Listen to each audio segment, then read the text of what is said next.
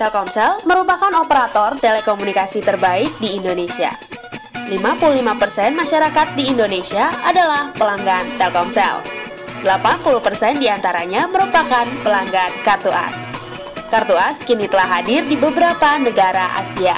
Dan kini, Kartu As 2-in-1 juga siap melayani kamu di seluruh penjuru Taiwan. Nelpon putus-putus, basi deh. Dengan Kartu As 2-in-1, panggilan kamu akan terhubung dengan jaringan terkuat di Indonesia. Hanya Kartu As 2-in-1 yang bisa melakukan panggilan dari Taiwan dengan nomor tetap. Membuat kita selalu terhubung dengan orang-orang terdekat kita. Jadi, sekarang kamu dapat menikmati tarif nelpon lokal dengan kualitas internasional cukup dengan Rp3.500 selama 2 jam. Kartu As 2-in-1 melepas kangen mendekatkan jarak. Kartu As 2-in-1 lebih dekat, lebih baik. Dunia dalam genggamanmu.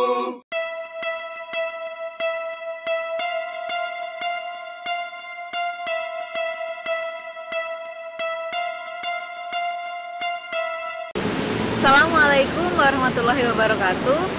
Kembali lagi bersama saya Dina Yunimartia di acara Buka Puasa bersama Kartu As 2-in-1.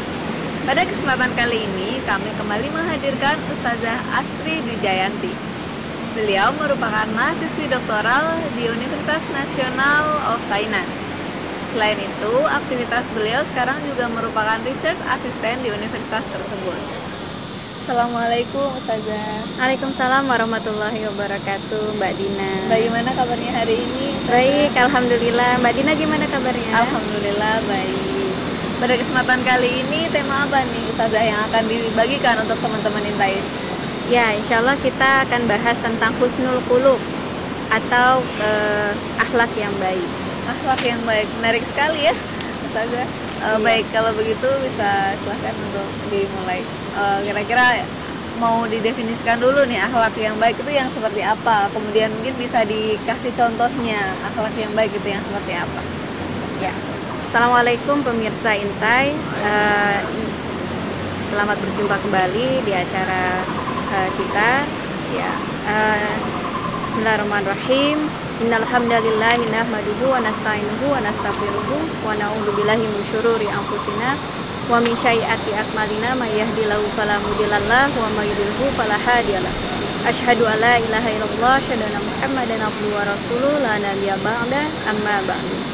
Hari ini insya Allah kita akan membahas materi husnul khuluq atau akhlak yang baik.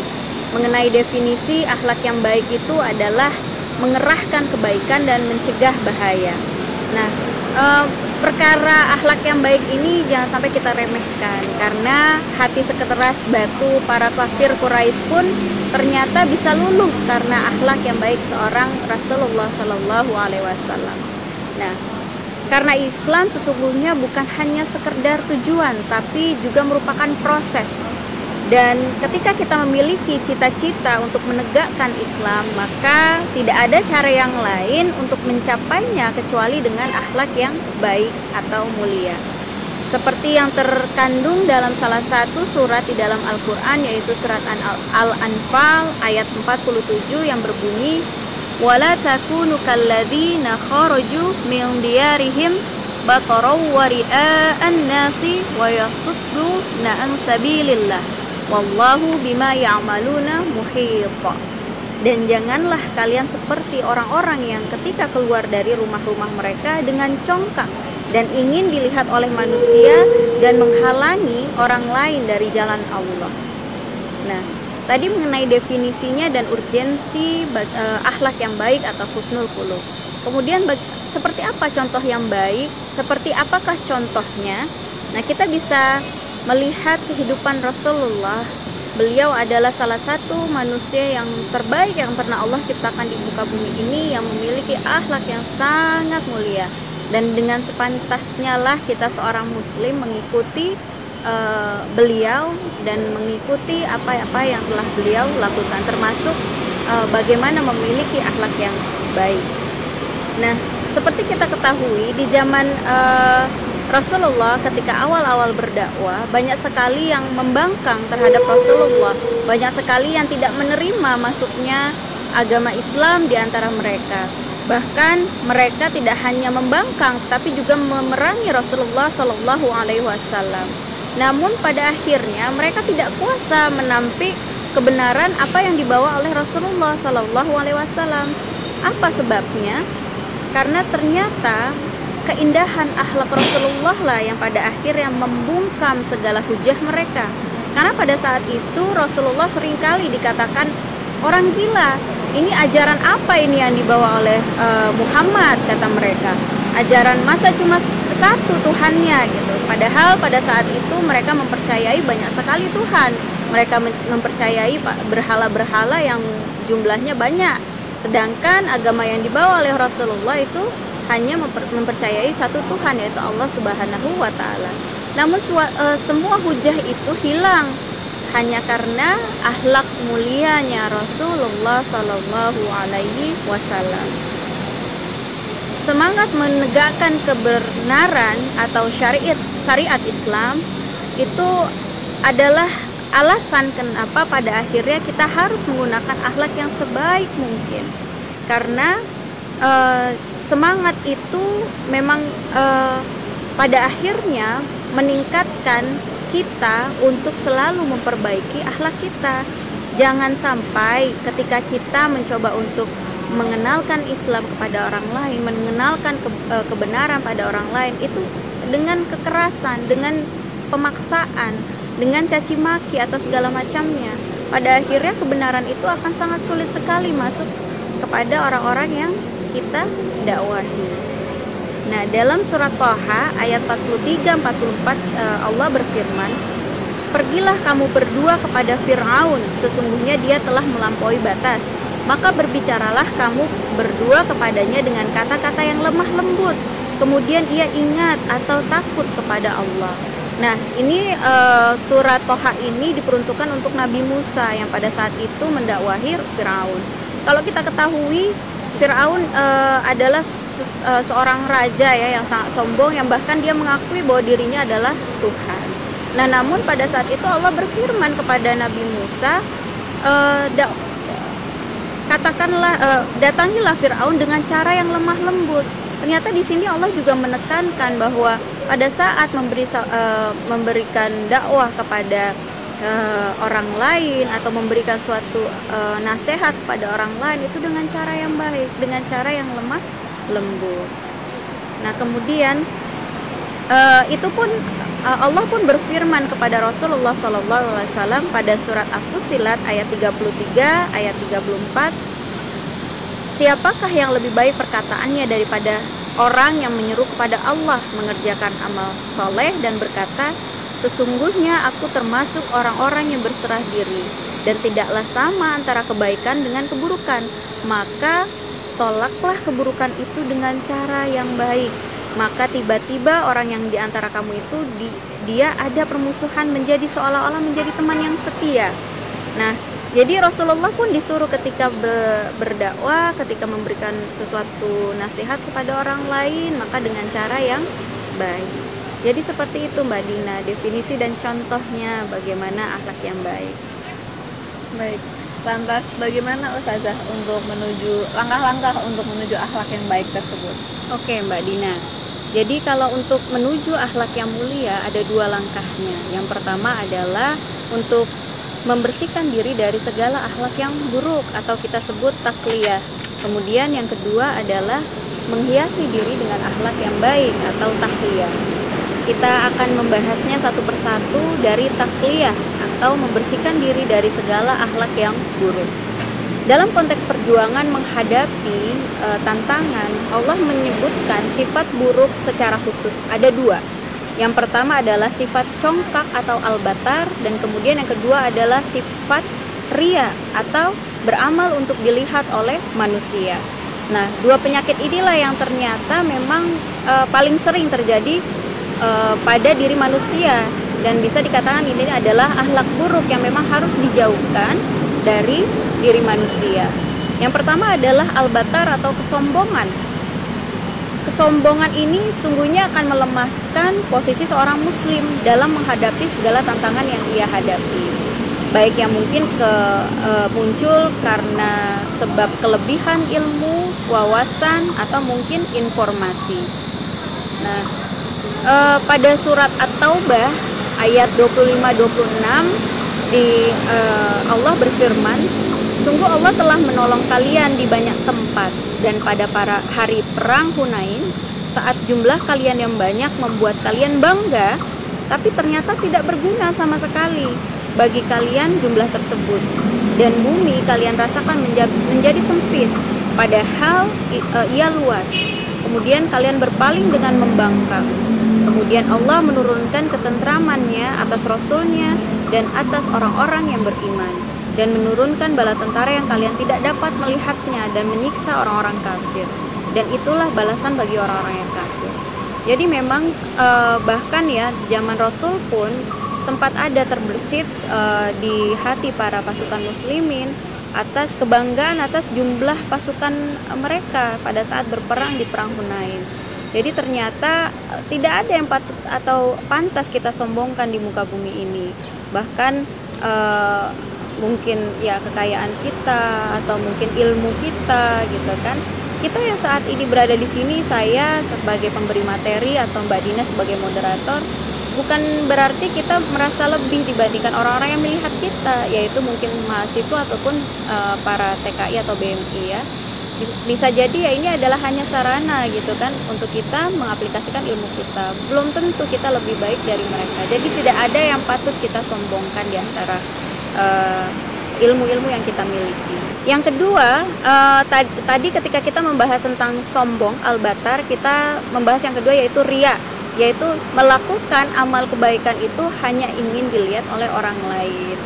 Nah, salah satu faktor penyebab kegagalan dakwah atau perjuangan Islam itu sendiri juga karena sifat riya ini. Karena memang pada akhirnya riya ini erat kaitannya dengan interaksi antar sesama manusia. Dan ternyata ini adalah penyakit hati yang membuat Allah marah kepada kita, murka terhadap kita. Nah, jadi seperti yang dikatakan oleh Rasulullah bahwa alih-alih mendapatkan pahala, seseorang ini yang riya itu ternyata bisa jadi dia banyak amalnya tetapi masuk neraka gitu. Dikarenakan dia melakukan sesuatu itu hanya karena ingin dilihat oleh manusia gitu, bukan semata-mata mencari ridhonya Allah, dan tapi hanya untuk mendapatkan pujian dari manusia. Dan sungguhnya Allah tidak menyukai cara-cara seperti ini.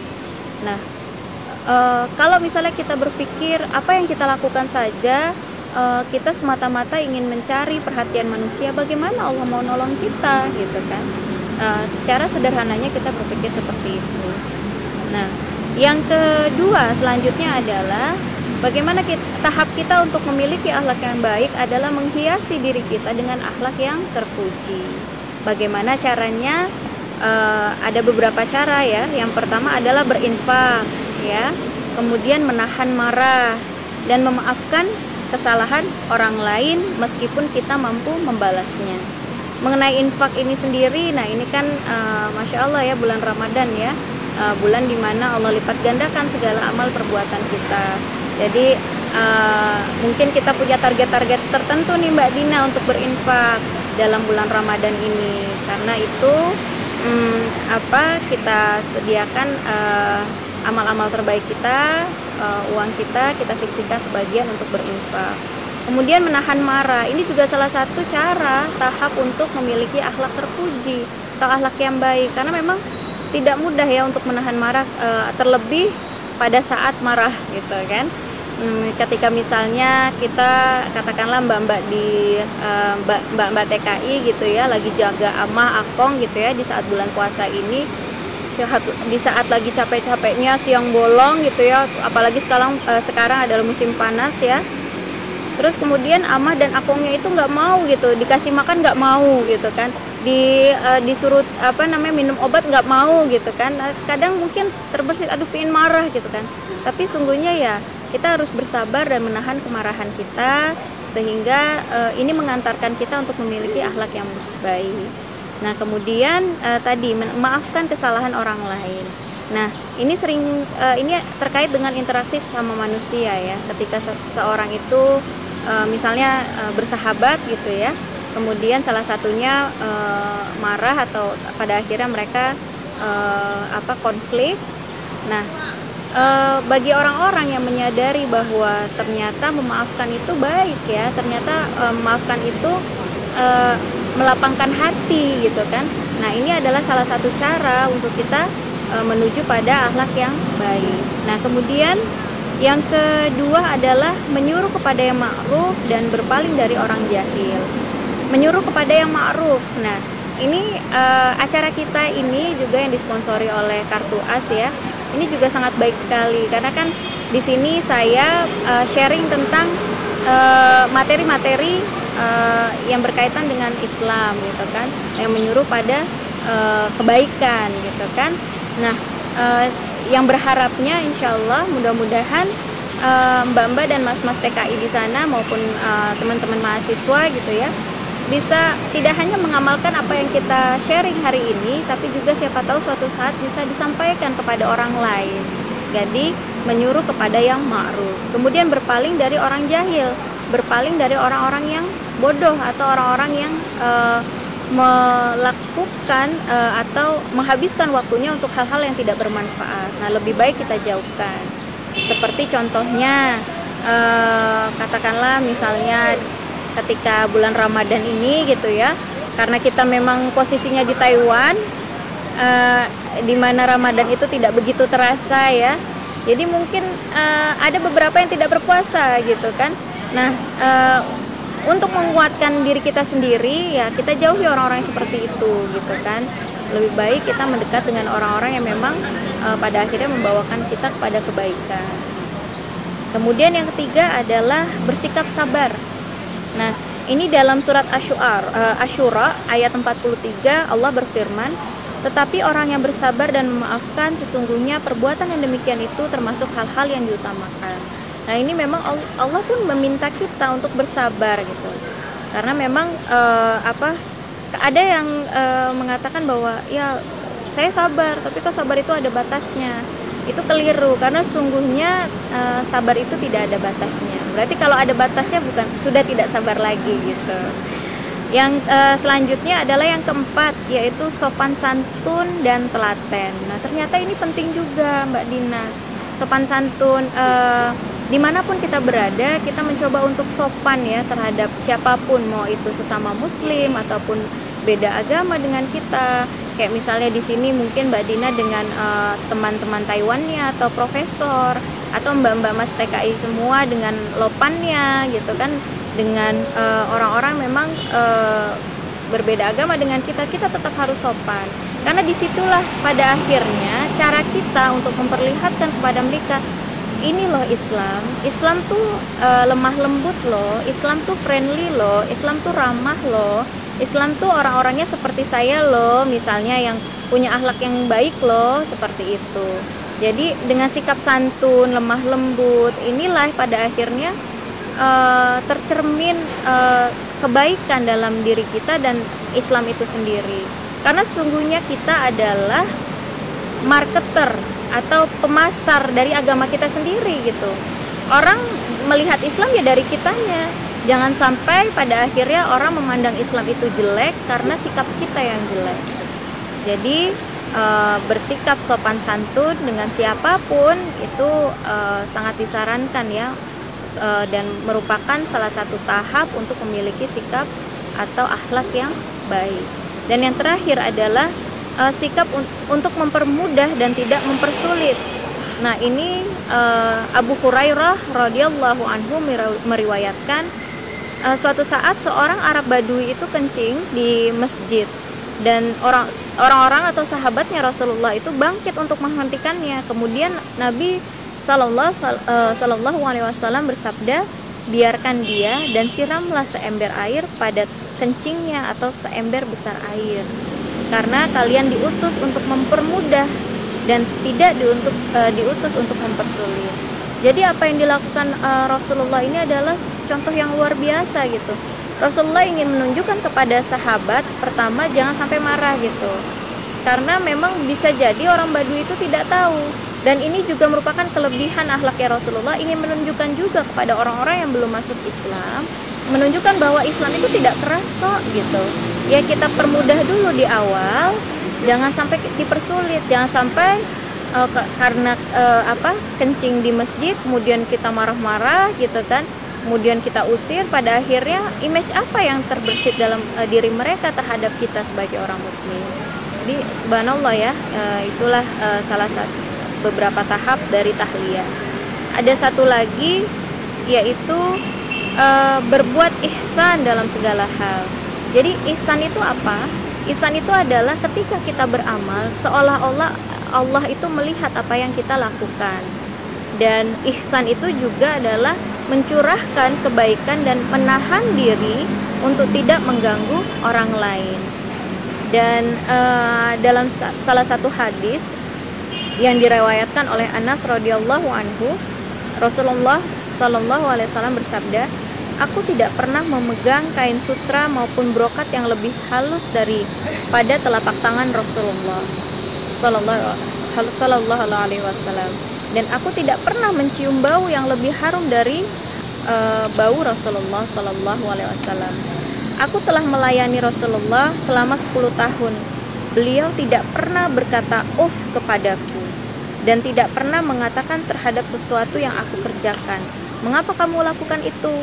Mengapa kamu tidak lakukan itu? Mengapa begini? Mengapa begitu? Gitu. Rasulullah tidak pernah mengatakan hal itu terhadap Anas radhiyallahu anhu. Jadi masya Allah ya, bersikap ihsan ini luar biasa gitu, dan ini sudah dicontohkan oleh Rasulullah Shallallahu Alaihi Wasallam. Nah, jadi begitu Mbak Dina mengenai tahap-tahap yang bisa kita lakukan untuk bisa memiliki akhlak yang baik.